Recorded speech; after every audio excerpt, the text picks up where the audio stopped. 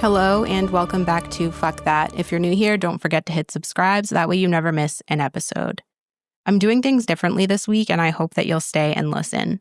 While this is a true crime podcast, I wanted to dedicate my platform to something different today. When governments commit violence against their people, when they lie about it, when they erase it, and when they get away with it for decades, that is crime. Iran is part of that story, and the United States is part of that story. Because the United States helped to overthrow a democracy, back repression, and sanction people into desperation. And then we watched the body count climb in Iran with the regime and called it good foreign policy. And I'm not doing that today. I don't want to pretend like something that is happening in Iran right now is distant or abstract, because it's not. And silence is what allows this to keep happening. Today, I sat down with Zolal Habibi, an Iranian human rights activist whose work is rooted in loss and decades of resistance. She's an advocate for women's rights and democratic change as Iran once again erupts under repression. Thanks for listening. Welcome, Zolal. Thanks for being here today. Thank you for having me, and I'd like to greet the audience, and it's a pleasure to be with you. Thank you. So you serve on the Foreign Affairs Committee of the National Council of Resistance of Iran, where you advocate globally for a free, secular, and democratic Iran. I think, unfortunately, a lot of Americans are unfamiliar with NCRI, and then there are a few that believe it is a terrorist organization because of how the United States classified it until 2012. But I don't think a lot of Americans understand the history of that organization. I don't think a lot of Americans know how we took part in a coup in 1953 to topple Iran's democracy. Do you mind speaking more on that history and shedding light onto what your organization is truly about? Yes, sure. Thank you actually for going deeper into the issue, because I think there's a lot to be said there. I'll start with your last question and then come forward because it goes back into the history.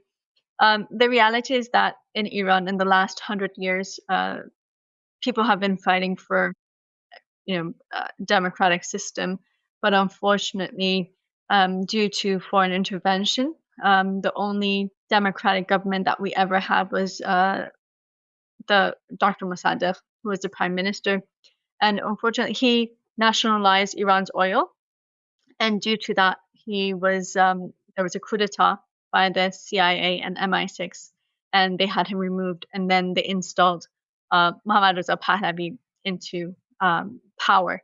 The reality is, if you look at the history of right now, there is a lot of talks. People probably have heard about the Shah before and, the Pahlavi dynasty. But if you look at that time, Reza Pahlavi, the grandfather of the current Reza Pahlavi, he was brought in by the British, and he was instilled by them because he pushed forward their bidding at that time. So he was actually in the military, and then they brought him out and they put him in power, and they had the Qajar dynasty removed. Then he was taken out by the British when he just didn't serve them their purposes anymore, and they brought his son in. His son was brought in, Mohammad Reza Pahlavi, the Shah that everyone knows in history, and he was brought in by the U.S. and the British to serve foreign interests. And, well, the people of Iran revolted and had him removed. And then, unfortunately, Khomeini was brought in. And that was brought in again by foreign powers, because there was about a few months before the revolution, there was a meeting in Guadeloupe in France where foreign powers decided that this would be to the benefit of their interests, because at the time, you have to remember, it was the Cold War era. And so there was the USSR, and Iran is bordering, the current Russia, former USSR.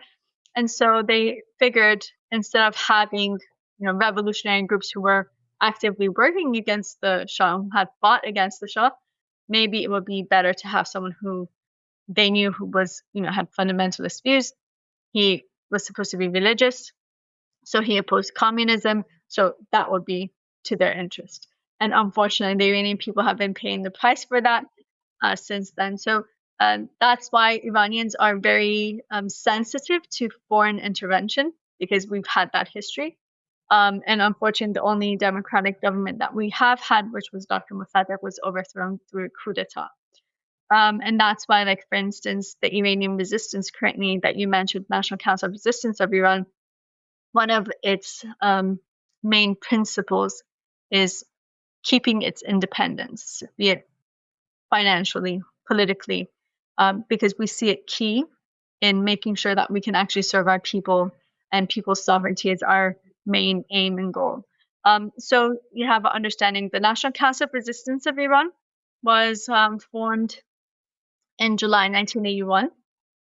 After this is the thing, during the revolution in 1979, there were a lot of groups and organizations who were working against the Shah and fighting against it. One of them was the MEK, or People's Mujahideen Organization of Iran, which was formed actually 60 years ago. It was formed in 1975, sorry. And this organization was created by a group of students who were all executed by the Shah. And the reality is that actually January 20th, 1979 was when the final group of political prisoners were released from prison. So it's just days before the return of Khomeini and the actual revolution.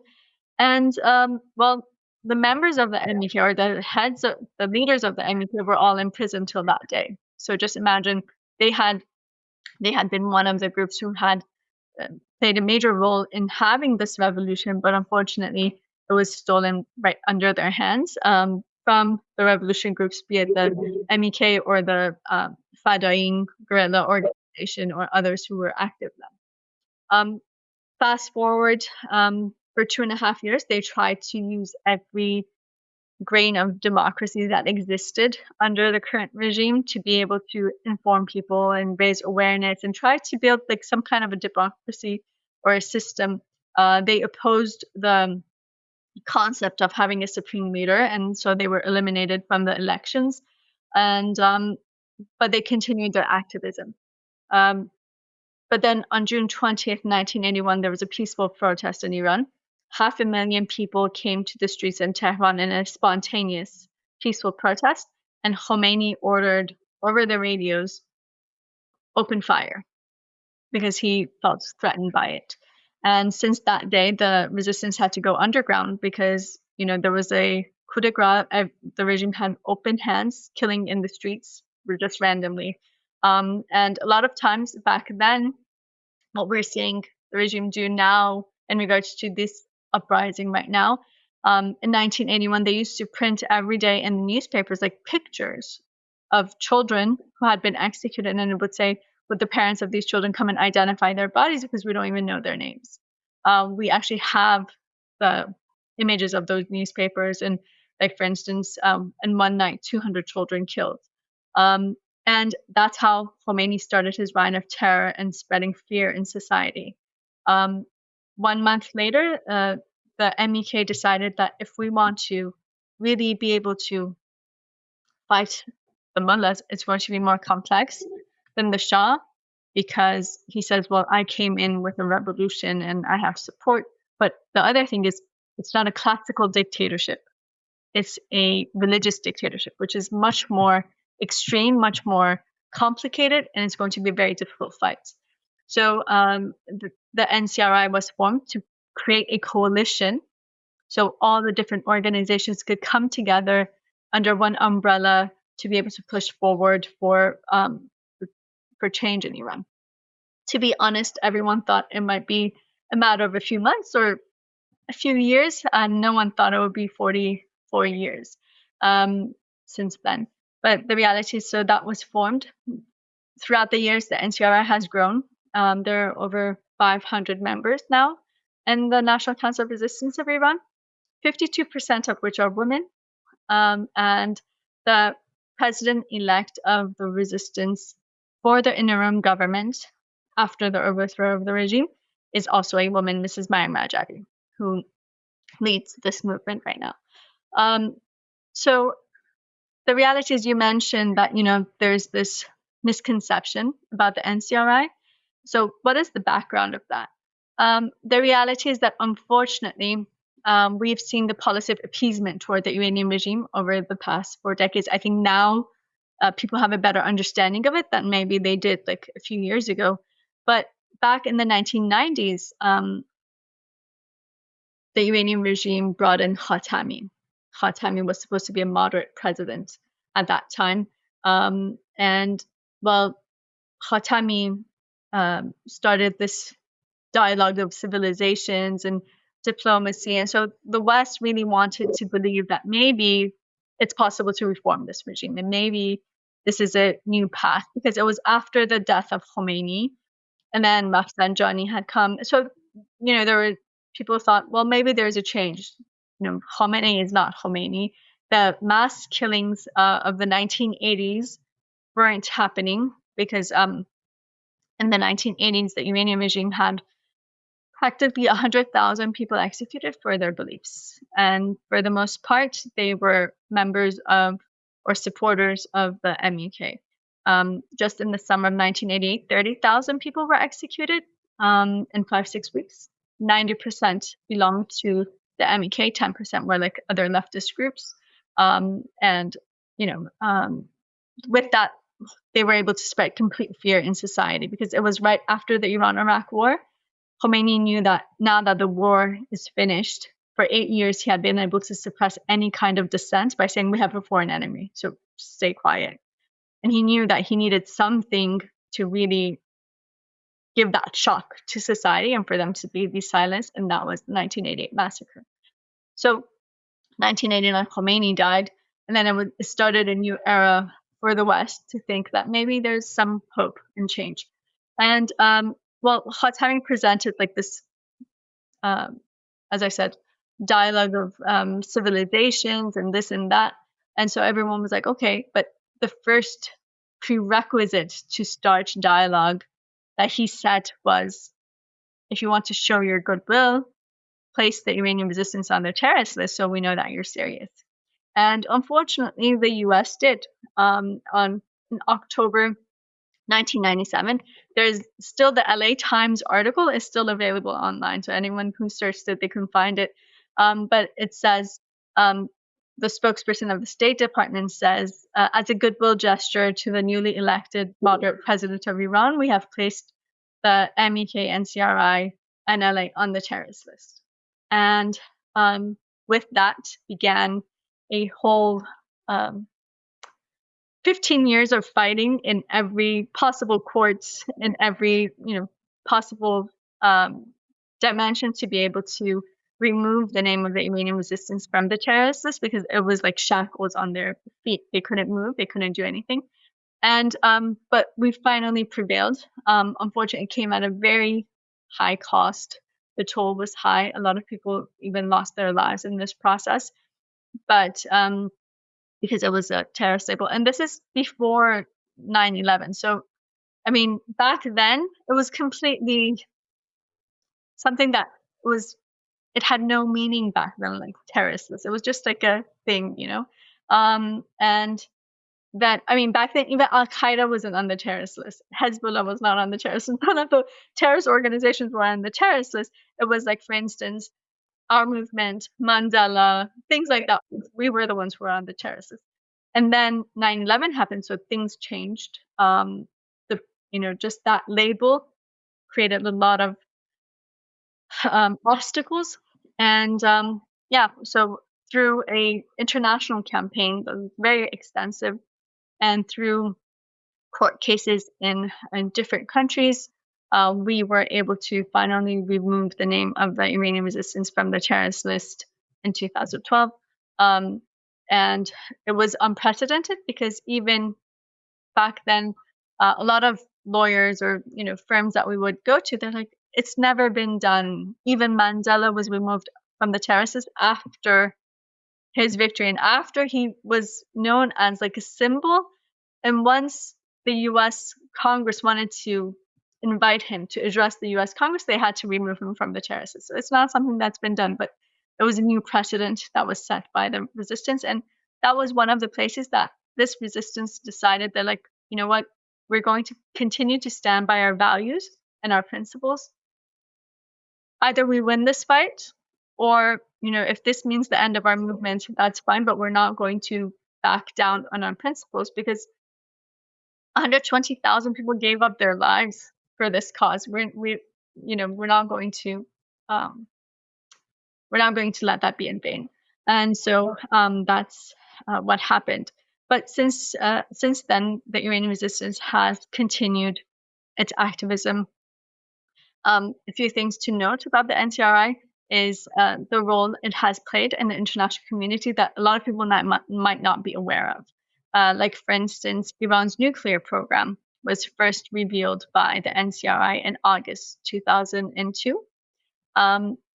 If it wasn't because of those revelations, the world would have never found out that Iran was pursuing nuclear weapons.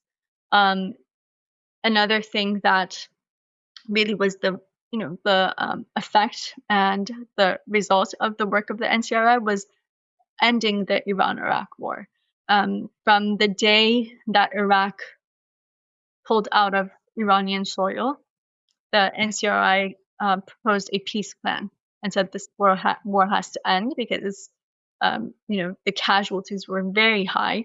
1 million people died on the Iranian side, 1 million on the Iraqi side. And the regime, to open minefields, they sent 450,000 children, school children, to the minefields. They didn't buy minesweepers. They would take these children from school. They would give them these plastic gold keys, and they would tell them, this is the key to heaven. So what you have to do is put this around your neck. Then they would wrap them in a blanket, and then they would open them on minefields. And unfortunately, a government that does that with its future, these are the future of your country. You can just imagine, what it does to its people, and that's why Iran is also the #1 state sponsor of terrorism. But the NCR started back then a campaign for peace, and it gained the support of over 5,000 lawmakers, parliamentarians back then. And finally, Iraq agreed to it, but the Iranian regime did not. But then, through the activities there was a National Liberation Army formed to be able to fight the regime. It was independent. It had no connections to any other government, be it Iraq or anyone else. But they were able to, through the operations that they had, Khomeini said, we might, in the war with Iraq, we might lose the province, but in the fight with them, we will lose our power. And so that's when Khomeini decided to, sign a ceasefire. It's never been signed as a peace treaty yet. It's still a ceasefire, unfortunately. But so that's how the 8-year war came to an end. So it really had an impact on bringing that war to an end. And that's something that's less known, I think, in the international community. But yeah, so that is the role that the NCRI has had.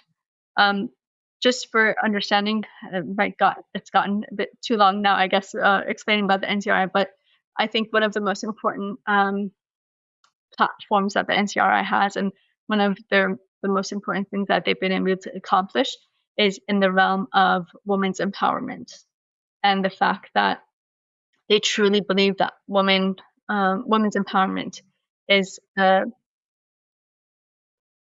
it's a necessity if we're going to be fighting against dictatorships, and especially against a misogynist regime like the one that we're seeing in theocracy. So I think that what they've been able to accomplish in the realm of women's empowerment and equality is something that's unprecedented still in the world. And hopefully one day the world will start learning about it. The reality is that we have been so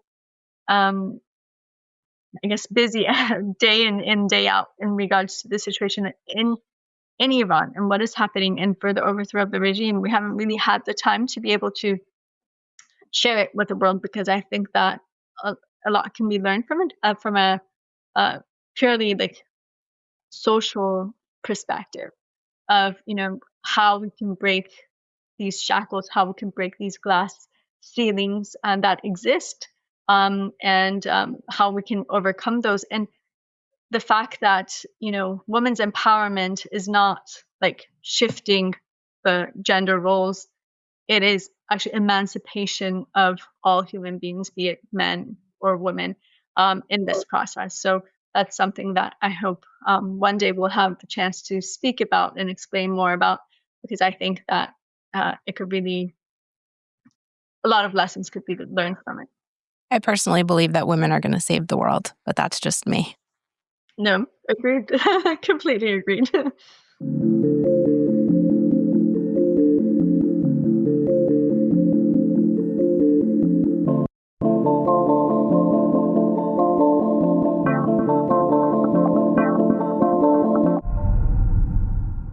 When people in the United States hear about Iran's economic collapse, I feel like it's stripped of its context and people don't really know about the sanctions, how they came into play, and the long-lasting impacts they had on Iran. Can you explain how decades of corruption, repression, war priorities, and international isolation shaped everyday life long before the current protests? Yes, unfortunately, from day one, the Iranian regime's concern has never been the Iranian people. And so, as I said, unfortunately, the Iranian people have been like the bargaining chip here, or the main victims from every aspect. Um, the reality is that Iran is a very rich country when it comes to natural resources, and the regime has used those natural resources to um, implement its suppression internally, and also the export of terrorism and warmongering internationally. Iran is the number one state sponsor of terrorism, but Iran is also the highest executioner per capita, with 2,200 executions in 2025, which were carried out.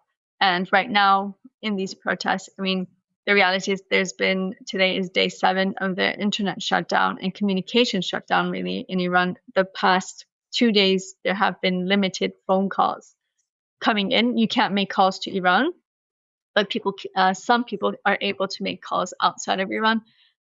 It's not even all landlines. It's only some who have that possibility right now. And those calls are limited to 1, 2, or 3 minutes max, and it gets disconnected. So we are still gathering the information, but it's already, the death toll is in the thousands and thousands. And this is the situation that we're dealing with right now. Over 50,000 people have been arrested in the past almost 3 weeks, since the start of the uprising. The reality is that the Iranian regime has always been able to survive, standing on 2 feet. One is suppression internally, which at the root of it is the suppression of women systematically, and also, dissent, be it political or be it minority groups or whatnot. The other foot is, it's what they call export of revolution, which is export of fundamentalism, and warmongering and terror. And that has been funded, unfortunately, with the wealth of our country. So right now we are seeing really the highest level of poverty in Iran. We've reached a place where people are selling body organs now to pay for like basic needs. There was even, like, for instance, I remember 2 years ago seeing a sign outside of a hospital that the person was, like, you put a sign up like, want to sell a car, this, that. By the hospitals in Iran, all the signs are like selling your kidney, selling your liver, selling your eye, selling, body parts, and just to make ends meet, really. And someone had said they're selling their heart, and so someone actually called that number and was like, is there like a typo here? There's some kind of mistake. How are you going to be selling your heart? And he said, well, look, I have 2 children and a wife that I can't provide for. At least if giving my life will be able to provide for my family, I'm willing to do that right now. That's how much people are suffering right now in Iran, and that is disaster for a country that's so rich and has so much potential. Iran has the highest brain drain in the world, and the reality is that the Iranian regime has really, with its policies, it has forced the international community to show some kind of a reaction. So it's been mostly like sanctions. Those sanctions, even though for the most part they are smart sanctions that are sanctioning the regime, but when the regime doesn't get its budget through its own mechanisms, it takes it away from the people's pockets. So that's why people are suffering so much.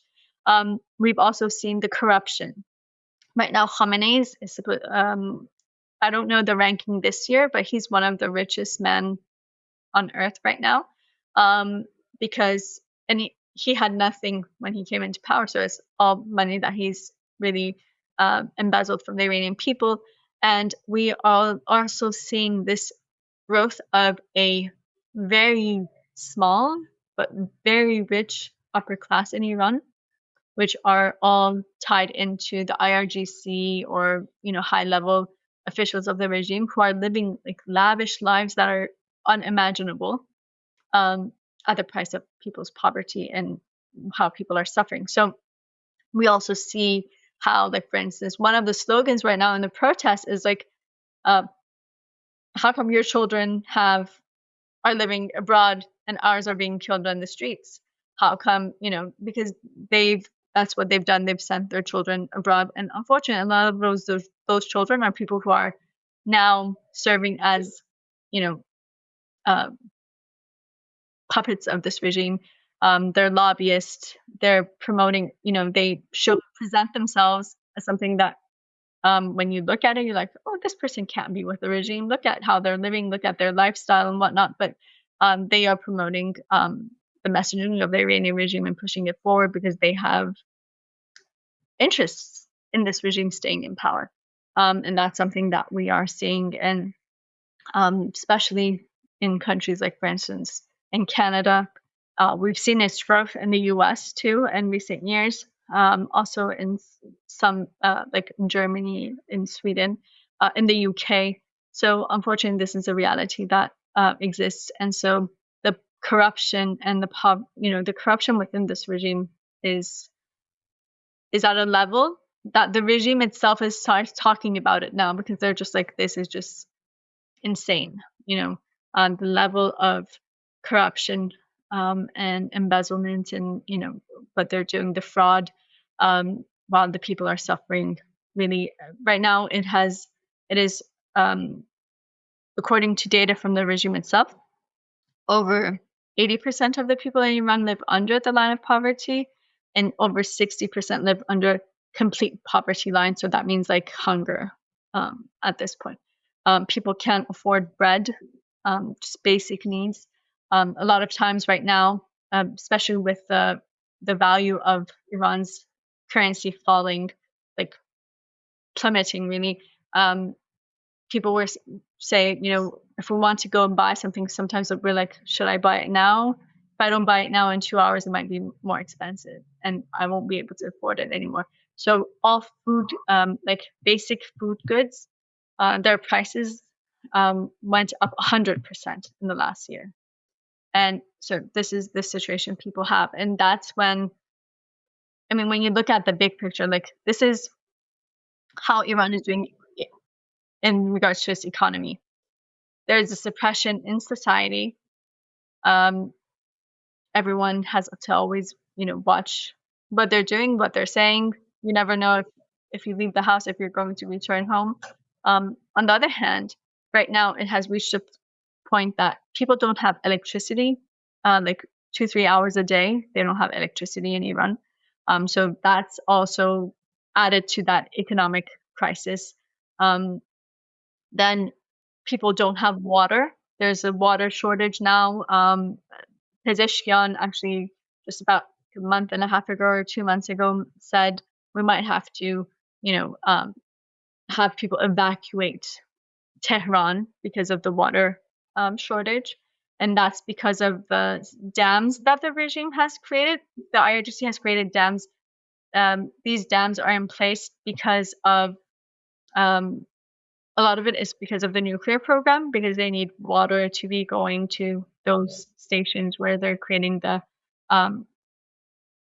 where the enrichment is taking place in the heavy waters and whatnot. So everywhere you look at, you just see that the country is falling apart. Right now, people don't have, like, even the air in Iran is very polluted. And these are all, it's not because of the nature of the country, it's because of the systems that are not working properly and that they have been, it's led to this point. So if you look at the environment, if you look at people's lifestyles, everything, there's no place that you could touch on that has not been destroyed completely by this regime. And that's why the people of Iran feel like we've reached the point of no return. It's not possible to live on this way, and that's why people are taking such risks in the streets. I think a lot of the messages coming from inside of Iran is very interesting. People are saying, you don't see fear in people's eyes, even though it's brutal what the regime is doing. You see a lot of hope and ambition and resolve. And that is because people are like, you know what? Either we have to go the entire way, because everyone in Iran knows that this regime is not going to fall on its own, and no one's going to hand us freedom in a silver platter. We have to pay the price for it ourselves. And the one thing is that the one thing Khomeini learned from the Shah was the reason the Shah fell was he stopped execution and torture, because President Carter had that human rights diplomacy, and he told them, back off on the execution and torture, so people don't hate you so much, And he did, but it was already too late, because people had that hatred because of everything that was happening in Iran and what the Shah was doing. And so within 18 months, the Shah was gone, because people knew that, look, at the end of the day, the risk is if you come to the streets, you might be killed in the protest, but if you're arrested, there's no torture and you're not going to be executed. So that gave people that motivation to come to the streets back then. Yes, like what we're seeing today, the Shah, like for instance, there's a famous day, September 8th, 1978. The Shah opened fire on peaceful protesters, and over 1,000 protesters were killed in one day in Tehran by what they call the Eternal Guards, which is like the equivalent of the IRGC. And so people have that experience, and they know that the regime is not going to, give in until the last moment that it has to. So they know that it's going to be with a heavy price. But what's important is right now our people have made that decision that we have to pay this price, because otherwise generation after generation are going to suffer from the brutalities of this regime, and we can't let that happen. And that is the resolve that we're seeing. But we're also seeing the role of the rebellious youth and the resistance units throughout Iran in the past 12 years, practically from when you said we were delisted. Since then, the resistance has been working on a strategy inside of Iran, and that's building resistance units, having people organize locally with one another, creating units, creating groups to carry on activism against the regime. It might be with graffiti on the wall, it might be a poster, it might be targeting centers of repression, but it's keeping the flame of resistance alive, and we see its role in especially in uprisings in recent years. We see, if you look at the uprisings since 2017, 2019, 2022, and today, you see it like evolve step by step. And in it, you also see that role of how these networks are growing. And just like, for instance, in last year, they carried out over 39,000 activities in 1 year. So just imagine, like everywhere in you came face to face with that on a daily basis. So that kept that flame of resistance lit, and it also taught people the ropes. This time when people came into the streets, they knew like, oh, we have to stand together, because if they are able to single us out, they attack you more, they kill you and whatnot, or they were supporting one another. They knew that we have to be on the offensive, because otherwise they're going to kill us. So they started disarming, the suppressive forces and fighting back. And I think that that has been something that a lot of people who've been following, it's caught their attention that this is a new phenomenon. This is something different from the previous ones. And we're seeing that. But you're also seeing that in the lists of people, the names that are coming out of those who've been killed. You see most of them are like teenagers, like 17, 15, or in their early 20s. But this generation, they've made that decision that, look, a lot of them send, like, they send messages to their families before going to the street saying that I might not come back, but the day Iran is free, remember me. And so they knew the price that they're paying, but they knew that, we have to pay this price at one point in time. Otherwise, we're not going to see freedom. We have to make those sacrifices. And this is something that I hope that the international community realizes. Because the Iranian people, I think they've learned one thing, and that's the only solution for change in Iran. It's not war and it's not appeasement. It's supporting the Iranian people and their organized resistance to create change. But their message is also that our final resolution or solution is not having to choose between the current regime or the previous. We can move forward in the 21st century to a democratic republic, a secular democratic republic, where we have people's sovereignty for once. And that's what we hope to be able to gain soon. We touched on this a bit. I believe the protest started, I think, the 28th of December at the Grand Bazaar in Tehran. There's been a lot of conflicting information in American media, as usual. Sometimes I think it's on purpose. Did it start initially? I think I read that a shop kind of shut its doors because of the economy. And then from there, it kind of grew into this, we want to be able to have a free country. Yeah. So it started with the fact that, Iran's currency is like dropping like severely. And so shopkeepers in the Grand Bazaar decided to go on strike. That day that they went on strike, the next day, no one was sure if it was going to continue, if it was like a one-day thing or they're going to continue, because the reality is there are strikes and protests in Iran like every single day. Just like usually it's like about, and if you look from 2018 onward, it's usually like 3,000 to 5,000 protests somewhere in some form daily in Iran in different areas. So everyone didn't know like exactly what it would be, but the second day, the students joined in. Students joined and supported the bazaar, and so it started to gain momentum. I think it's really important, the role of the bazaar. So for people to understand, I guess the bazaar would be equivalent to like our Wall Street, right? So when they go on strike, it's a big deal. They also, like, for instance, even if you look at like the parallels in 1978 when the bazaar joined the uprisings, that was like a major turning point in the revolution.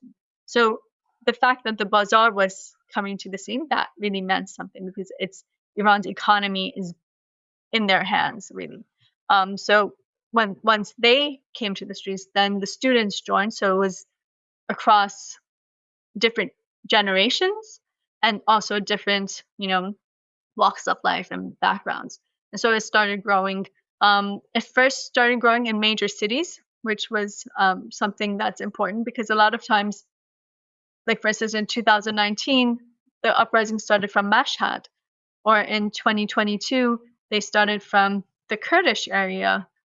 So, it's not main, like the central parts of Iran. And so there's always that chance that it might, even though it's ignited with something that really draws people's attention, it might not spread throughout the entire country. But this time it did. Over 195 cities were part of this uprising this time, and all 31 provinces joined in eventually. So that's what it did start with. But within the first few hours, the slogans and chants changed from the economy to down with the dictator, down with Khamenei, down with the oppressor, be it the Shah or the mullahs, you know, just these type of messaging that we want to see. Or like there's one they say it's no turban, no crown, we want democracy and equality, or things like that. So that was like the messaging that's coming out. Now, some of the things that are being reported in the West is like the manipulation. So there's a whole system. I know that there are foreign interest groups and things who are behind it. I don't want to get into that detail because it goes into conspiracy theories and everything too. But there were a lot, especially in the first week, there was a lot of videos coming out that were manipulated. So they had audio voiceovers on it to change the messaging. Or like, for instance, also on the scene, we saw plainclothes agents going into the crowd to divert the slogans. So whenever people started chanting against Khamenei specifically, you would see like a group of like 4 or 5 people come in, divert those slogans to like supporting the Shah or the return of the Shah or things like that, and divert those messaging instead of it targeting, you know, Khamenei himself and the entirety of this regime. So we've been seeing that. But on the other hand, we've seen people, that's why they're starting like a lot of other chants too, just to make that clear that, you know, we don't want to have to choose between 2 dictatorships. We want to move forward. We want a democracy. We want a republic. We want secularism in Iran. So I think that's like the key messaging that people keep on reiterating.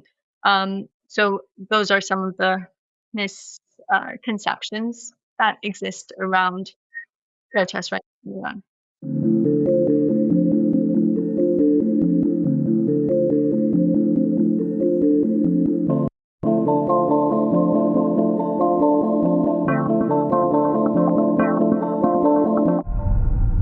From the outside, I think Americans are often not told directly, but not in so many words, that Iran is either too dangerous to change or it would collapse into chaos without the current regime. How inaccurate is that narrative, and what actual alternatives do exist for the people of Iran? And that is something that is, you know, played a lot. For one thing, the reality is that Iran, and it's important to understand why those messages are given. Iran has always played an important role geopolitically in the region. So, like for instance, when we had Dr. Mossadegh, when he nationalized oil, you saw its ripple effect in the whole Middle East. And Middle East means oil and revenues. So that's something that the West could not bear, unfortunately. So we saw its effect like in Egypt and in other countries. So this like you know, nationalism, not in the bad way of it, but like actual doing things for your own people started growing in Iran and in the Middle East. So that's something that they couldn't bear. Also, from the other side of the coin, if you look at it too, when Khomeini came into power and fundamentalism, Islamic fundamentalism started growing, you saw its effect in the whole region. So unfortunately, Islamic fundamentalism started with Khomeini and this regime and started spreading in the region, and the world has now been a victim of it for 4 decades now to some extent in each region and country. So Iran plays an important role geopolitically. So could you imagine having a independent democracy forming in Iran and its effect in the region? And you know, I think there are a lot of dictatorships that might feel threatened by it, and also Iran could turn to like a great power because as I said, like the brain drain just for once. When you look at Iran, just imagine all these Iranians going back to their country and being able to serve the Iranian people. It'll make a difference. And it's a rich country, so there's a lot of things that they can invest on and work on and be able to move forward. So that's one of the reasons. But so a lot of countries, they say we would like to see a democratic Iran, but that's not really the case. the reality is that Iran is very different from other countries in the region. For one thing, the geography is very different, and also the history. Um, Iran can never become Libya or Iraq or Afghanistan or whatnot due to a few elements. For one thing, the Iranian people, they have a organized resistance movement, which we lacked in all those other countries. And so that is like a main factor. Iran, like what we saw in Syria and Libya and everything, you also saw the footprint of the Iranian regime in all of those countries, unfortunately, with its warmongering and terrorism and fundamentalism that was spreading. So just imagine if that's not there, there is not that unstabilizing factor anymore in the region to spread that. So that's what I think really makes a difference, is the fact that there is a organized resistance movement, and that's a major factor, I think. And that's why, like, for instance, it's one thing in 1979 people knew what they didn't want, but they didn't know what their choices really were, because there was complete suppression because of the Savak and the one party rule of the Shah and whatnot. Today, because we are in the age of technology, and there's social media and people are connected to the world, like the Gen Z of Iran, they might not have freedoms in Iran, but they know that that's not how it's supposed to be. They know that in other parts of the world it's different. People have these rights and freedoms, and so that makes a major difference. They have a different understanding of the world and what is happening. So that's why they are able to take their destiny into their own hands, and they want to be able to form that. I think that when it comes to Iran, as I said, what's really important is the fact that we have organized resistance that has withstood the test of time. Because if like, for instance, the National Council of Resistance of Iran was after power, there would have been easier ways to gain power. A lot of the people who are in this movement, like, they joined when they were in their teens, and now they've been in this movement for 45 years. I mean, they could have dedicated their lives to something else, and I'm sure they would have been successful in that. Looking at my own family, like, my father was a prominent writer and a human rights activist. He was, back then, he had gotten like a full scholarship and gotten his doctorate from American U. Back then, there weren't that many people who actually came from Iran and got a full scholarship and pursued like higher education like this. But these were people who had a bright future ahead of them, but they decided to leave all that behind and dedicate their life to the cause of freedom in Iran. Or even myself, like, for instance, I had gotten a full scholarship. I was on my way to college. I was going to go and study medicine, but after the student uprising in 1999, I was like, during those days, I remember watching the uprisings, and it was the first time that the world was seeing it, because back then I think it was just the start of like CNN and things like that. Internet had just started. There was no internet in Iran, so internet didn't play a major part.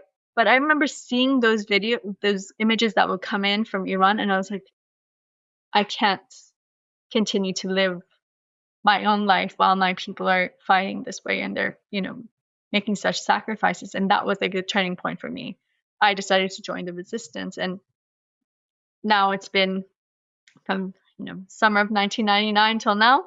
It's almost 27 years that I've been a member of the Iranian resistance. I'm sure if I was after power or after becoming something, I could have pursued that differently. So the people of Iran know that they can trust this movement because they see that dedication and that sacrifice that has been made, and the fact that they've stood by their values even when it wasn't popular. Maybe it would have been very easy if we also followed the waves that came and went, but we didn't. We're like, no, we have to think of what is best for the people of Iran, and that's our only goal, is to be able to have a sovereign state for the people of Iran. For once, for Iranians to be able to experience a true democracy. So when that becomes your final goal, I think that, first of all, the test of time, when we say we believe in like women's empowerment, people see it. When we say we think that ethnicities need to have their rights, people see it in our day-to-day relations with like the Kurds or with the Baluch or with the Azaris or whatnot in Iran. So I think that's a really important part, and especially since the fact that like 20 years ago, when Mrs. Rajavi first made that statement that we call for the abolition of the death penalty in Iran, that was, I mean, I know it's a given for a lot of countries, but that was unprecedented for Iran, especially for the movement that is the number one victim of this regime. So everyone, like, I remember the first reaction in that program, within the program, there were like thousands of Iranians there. People started talking. They're like, so what's going to happen to Khamenei the day after the regime is overthrown? We're not going to have them executed. We're not going to, because people have this, justly so, they've suffered so much. They want to see like these people have to pay for the crimes they've committed. And when the person who has suffered the most says, no, this has to end, this cycle of death and killing, we have no right to take someone else's life.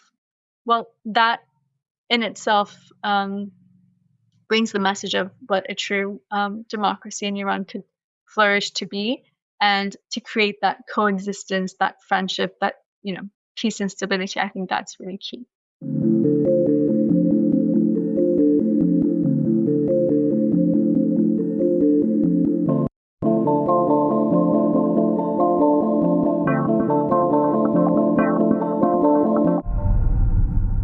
It's evident that women have really become a visible backbone of Iran's resistance, even though they often face the harshest punishments.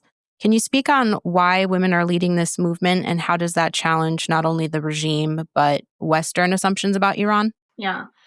So where does that come from?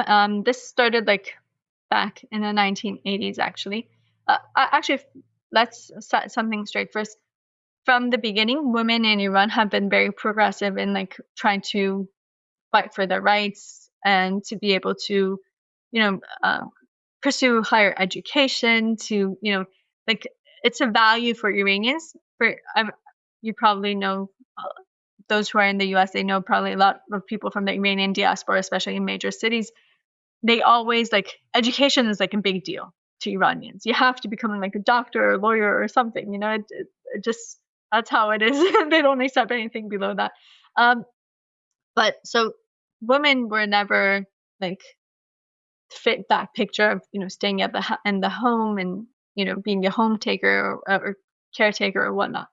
But from the beginning, like especially the young women back in the 1970s, they played a major role in the revolution themselves. And so all of a sudden they revolted for like freedom and democracy and whatnot. And then they saw that was taken away from them, because Khomeini knew that if you're able to suppress half of society, then you have a complete grip over society, because then you're able to enter people's most personal aspects of their lives. When you're dictating to them, you can't wear this, you can't do that, you can't travel without your husband's permission or a male guardian, you can't, you can't even, basic things that women have been denied in Iran right now for 47 years. That in itself created this momentum that the women of Iran were like, look, that's not what we revolted for, so we're going to stand for our rights. And and what we saw, especially in the 1980s, like for instance, if you look at the number of people who've been executed in Iran, about 40,000 of them are women. We've had girls as young as 13, 14 years old who were executed, elderly mothers, pregnant women.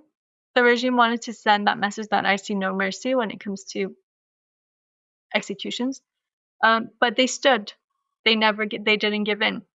And that just drove the regime crazy, because they saw that this willpower that they couldn't break. And that has continued. I think that it was in 1985, actually about this time in 1985, the Iranian regime, the Iranian resistance back then, they would do an annual analysis of how the resistance was moving forward. From 1981 on, they did that every year. And when they were doing this analysis, they realized that the most resistance that they're seeing in prisons is from the women. The most resilience in face of torture and the hardships is women. And a woman has to solve a lot of more obstacles to join the resistance in the first place because of, like for instance, in society, the way that they looked at women, like they didn't want, families didn't want their daughters to put themselves at risk, especially when they knew like what the regime does to people. Like it's not, if it's torture for everyone in prison, for the women it's torture and rape, right? And how the regime utilizes these, weaponizes, the gender card and everything. So um, people were, didn't want to allow their daughters. So these women who joined the resistance, they had to pass all those obstacles inside of the house and outside. And so the resistance realized that then something's not balanced, because why are they not represented in the leadership roles, even though they're the ones who really are on the forefronts in the fights? So the resistance decided to change its system, the MEK, and they chose Maryam Rajavi as the co-leader of the movement, and that started like a whole new movement and momentum in the resistance, because people thought, if I have even the slightest mentality, that misogynist mentality in me, then I don't really believe in true democracy and freedom. And I can't call myself a freedom fighter if I still have those thoughts. At the end of the day, that's how I look at women. And so this started like a whole thing. And what was interesting about Mrs. Rajavi is she never wanted to be like the one person who like shines, right? She started taking one by one the hands of other women. They're like, if I could do it, you can do it too, because it's just an issue of choice. We just have to make that decision and put that responsibility on our shoulder. We can do it. And her motto is, we can and we must. And so she always tells us, just have respect for the choices that you make, pay the price for it. You can do it. You can manage anything. And with that, she has, she's never given up. That's the most important thing. The fact that she hasn't given up on us, that's that's one of the greatest, I think, accomplishments, that even at times that we thought we couldn't, she believed in the potential that we have. She always says that, the women of Iran, they're like it's like a spring. The more pressure that's on it, when that pressure is released, it has so much potential to jump, right? And she said, you just need to realize that you're only using 2% of your energy right now. You have so much more potential.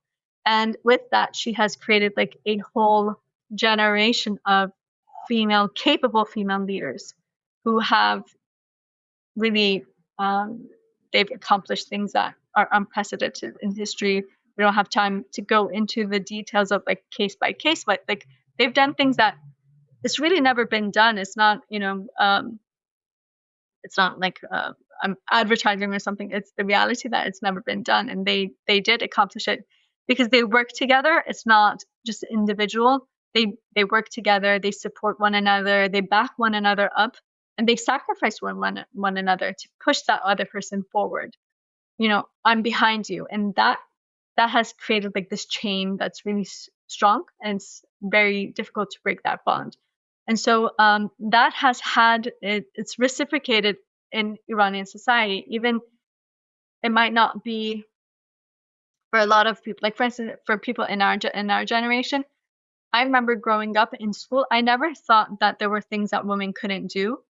And then I would see like in my friends that there were things that they thought women couldn't do. And I was like, who said that? That doesn't make sense. I've seen women who can do everything, and they were always, the ones who were responsible for everything. They were all the ones who were in command everywhere. So I was like, this whole move, everything that we saw day to day was that these women who were able to accomplish everything, and they took care of everything. And so I didn't have a lot of those, I guess, those lenses, that women can't accomplish something just because I had those role models in front of me. And a lot of people, maybe like if they look at it, the first thing they see is like, these women, they're first of all, they're from the Middle East. They're Muslim. They have headscarves. They probably were forced to wear that or whatever. How can they be like emancipate, leading pioneers in women's movement and progressive views? And I'm like, well, that's where you don't know what you're talking about. If you speak to them, you'll see that. And that has actually had its effect on especially the younger generation in Iran, because even though they see the suppression of the regime and everything that it does, everyone knows that there are these women in the Iranian resistance who have accomplished this. Even if they don't know too much about the resistance, like for instance, the Iranian regime spends annually millions of dollars on propaganda against the MEK and the NCRI, both inside of Iran and abroad. They've made about 500 movies and sitcoms, shows again about the MEK, and it's ridiculous. So a lot of people, like when they first come in from Iran, they're like, "Oh my God, you guys are the hypocrites! You guys are so cool because the regime hates you." I'm like, "No, we're not hypocrites." That's what the regime calls us, because the regime couldn't say like, "Yeah, they're a Muslim force that, but they oppose us," and we do. We're Muslim, but we're 180 degrees against you. For one thing, we believe we need to have a secular government. That's one of the things that drove the mullahs crazy, because they're like, you guys are Muslims yourself, but you call for secularism. How is that? I'm like, yeah, in fact, the women of the MEK who did wear a scarf were the ones who, when Khomeini forced hijab on women, there were a lot of protests in Iran. So they would actually create like a chain around the people who were protesting. So if when the protests were attacked, they would be the ones who would safeguard those who didn't have a scarf, and they would be beaten because they believed that it's our responsibility to safeguard their freedoms.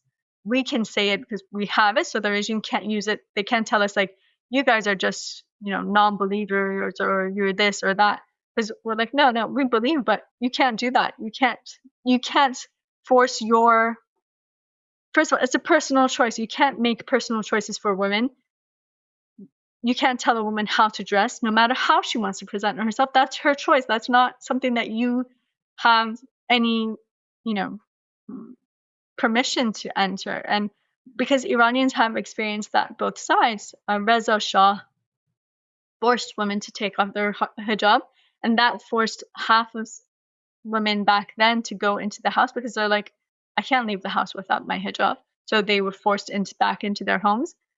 And with Khomeini, it was the same thing. Khomeini forced the hijab, and he forced women back into their homes too. So they've experienced both sides of that coin, and they're like, you know what? I'm a human being. You have no right to interfere in my personal decisions. Neither does any other male counterpart, be it my father or husband or whatever. It's my choice. It's my life. It's my, and I think that's really, really important. And I think that the Iranian resistance has been able to create that and give especially younger women in Iran that self-determination, and just for them to that self-esteem that you are your own person. No one can dictate to you what to do, or how to be, or how not to be. That's something that you have to decide for yourself, and I think that's really important.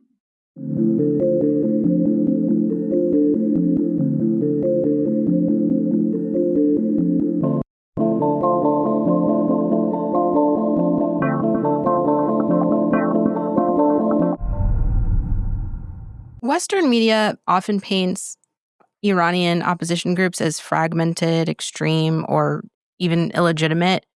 What do you think are the most damaging misconceptions that you see, and who benefits from keeping those misunderstandings alive? I think who benefits from those misunderstandings is the Iranian regime.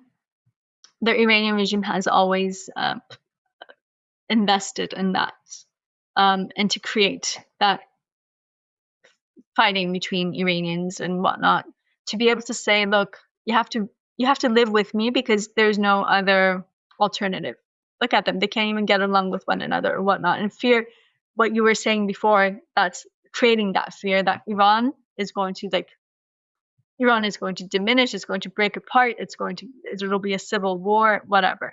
That's what the messaging that the Iranian regime tries to give. There was actually a very interesting analysis in a newspaper of the regime. It's a state-run newspaper, back in March, I want to say, and it was about the uprisings in 2022 after the death of Mahsa Amini, and it said the thing that helped us the most was the role that Reza Pahlavi played, because he created so much internal fighting among Iranians and created such distrust that people became passive and just pulled away.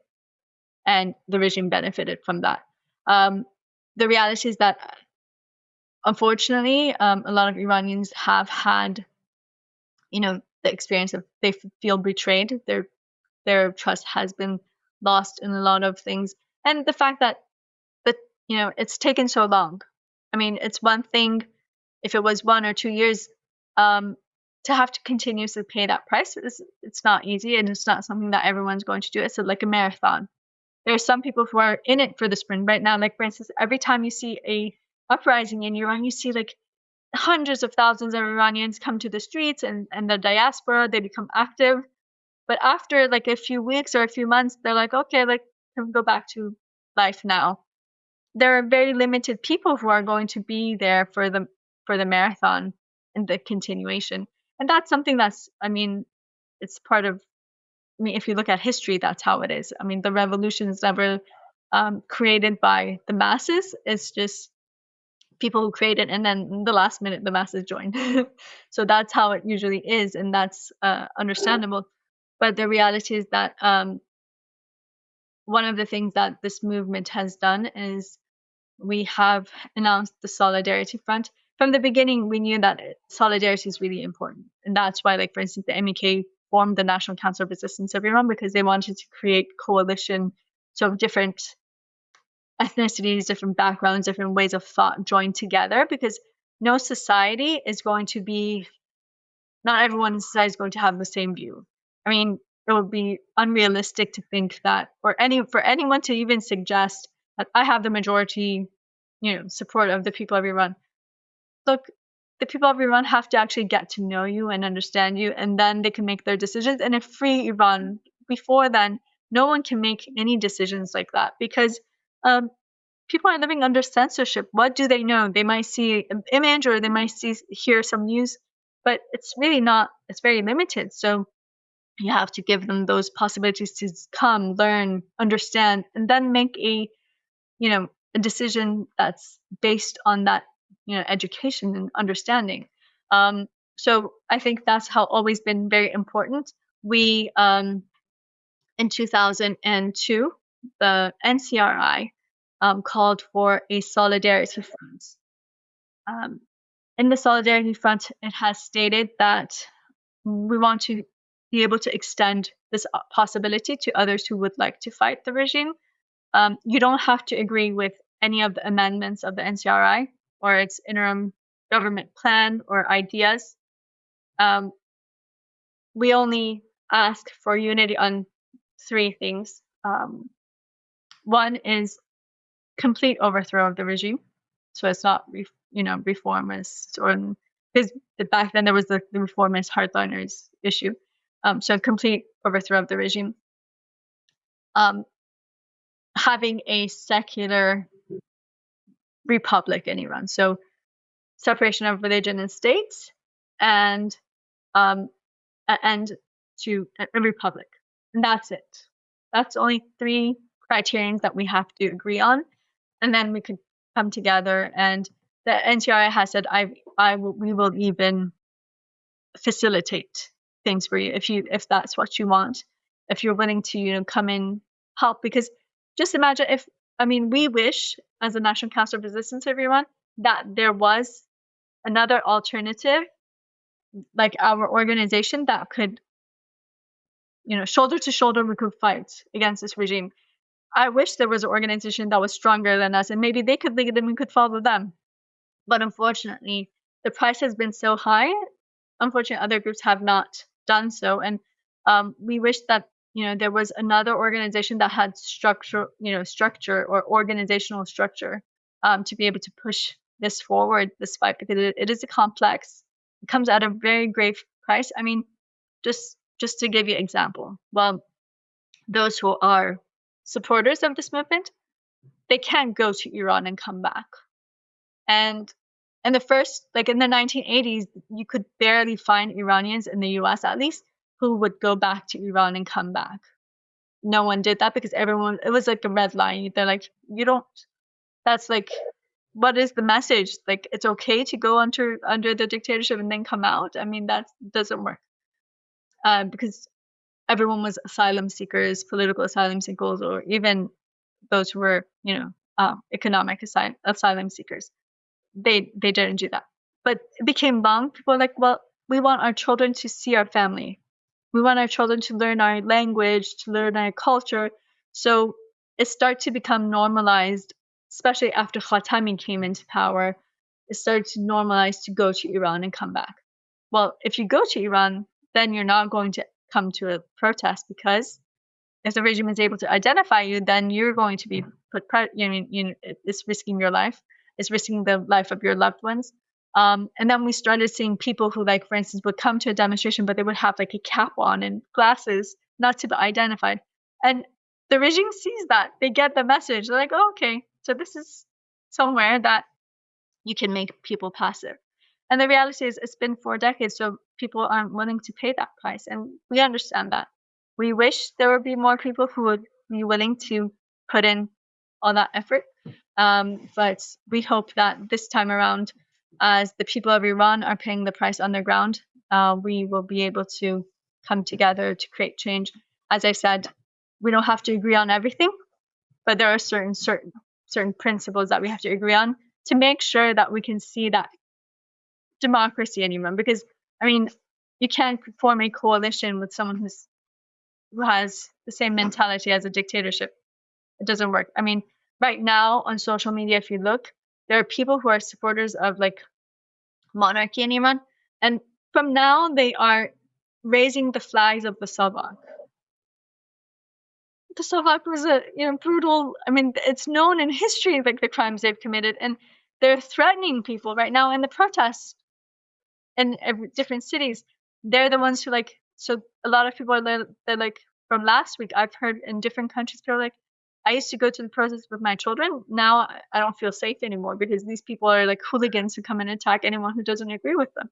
And unfortunately, that only serves the mullahs. It doesn't help the Iranian people. So we need to learn to respect the differences that we have. Unity through diversity is key, and that's. But it's important to understand who you are uniting with, or who you are standing in solidarity with. You can't stand in solidarity with someone who has totalitarian views, or believes in a dictatorship. I think something that kind of upset me about living in the United States is that a lot of Americans are very disconnected from foreign struggles, or apathetic or indifferent to it. Why should Iran's future matter to them, especially when it comes to authoritarianism, gender oppression, and state violence? I think that, well, I guess maybe I'm like pulled on this because as an Iranian American, I see both sides. But I think that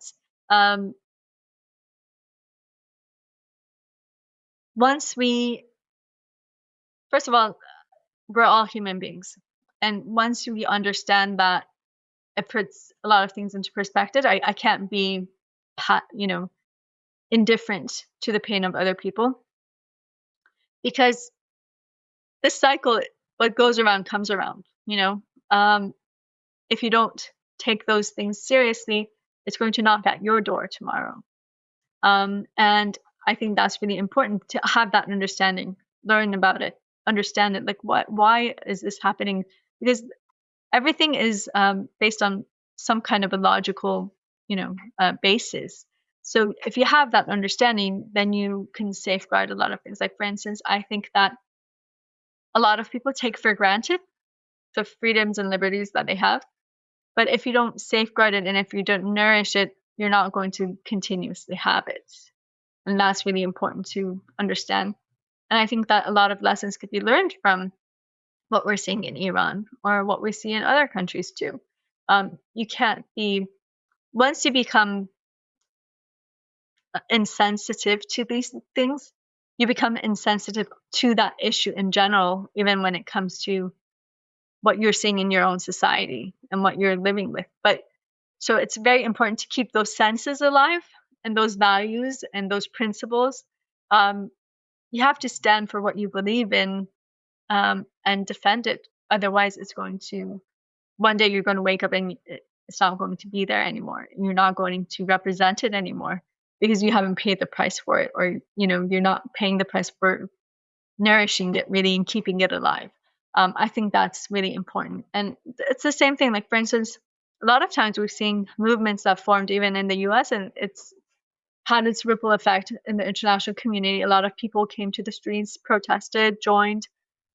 Maybe it didn't directly affect them, but they understood that these are principles, these are core values that we have to stand for. And it's vice versa too. So I think that it's really important to understand that every single one of us can make a difference through our activism, through the responsibility that we take in response to the society that we live in, and in regards to mankind in general. When Americans look at Iran and see a hostile state, what do you wish they understood about the people inside of Iran? That's a really good question. The first thing is that understand that the main victims of this regime have always been the Iranian people first.